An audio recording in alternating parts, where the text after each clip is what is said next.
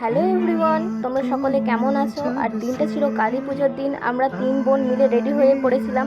তারপর আমরা বেরিয়ে গিয়েছিলাম শ্মশানে। আমরা বসে পড়েছিলাম টোটোতে। আমার বোন রেগে গিয়েছে কারণ সে উল্টো দিকে বসেছে এবং তার হেয়ার স্টাইল। আমরা চলে আসি আমাদের গন্তব্যস্থলে, মানে শ্মশান কালী মন্দিরে।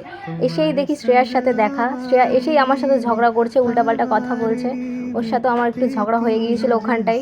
মানে অত লোকের মাঝেও আমরা ঝগড়া। আমরা যাওয়ার আগে থেকে মন্দিরে পুজো স্টার্ট হয়ে গিয়েছিল, পাশেই দেখা যাচ্ছিল। অবশ্যই নাও, তোমরা মাকে দর্শন করে নাও।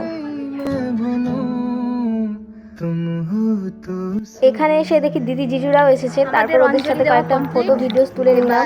আমরা বাড়ি যাচ্ছি। বাড়ি গিয়ে আবার ড্রেস চেঞ্জ করে আবার একটা মন্দিরে যাব। এরপর হেঁটে হেঁটে বাড়ি যাচ্ছিলাম। বাড়ি গিয়েই ড্রেস চেঞ্জ করে আবার বেরিয়ে গিয়েছিলাম আমরা আমাদের পাশের পাড়ার কালী মন্দিরে। সেখানেও পুজো হচ্ছে, সেখানে অঞ্জলি হয়নি, ওখানটা পাঠা বলিও হয়, ওটা দেখার জন্যই আমরা যাচ্ছিলাম। এখানে এসে দেখি পুজো চলছে। দেন আমরা ওখান থেকে বাড়ি ফিরে এসে কয়েকটা তারাবাতি, কয়েকটা ফটকাগুলো ফাটাচ্ছিলাম। এইভাবে কেটেছে আমাদের কালী পুজোর দিনটা। ভালোই গিয়েছে এবার কালী পুজোটা।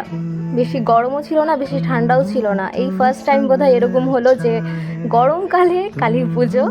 তো তোমাদের এই ব্লগটা কেমন লাগলো অবশ্যই জানিও, আর লাইক কমেন্ট শেয়ার করে দিও। Thank you.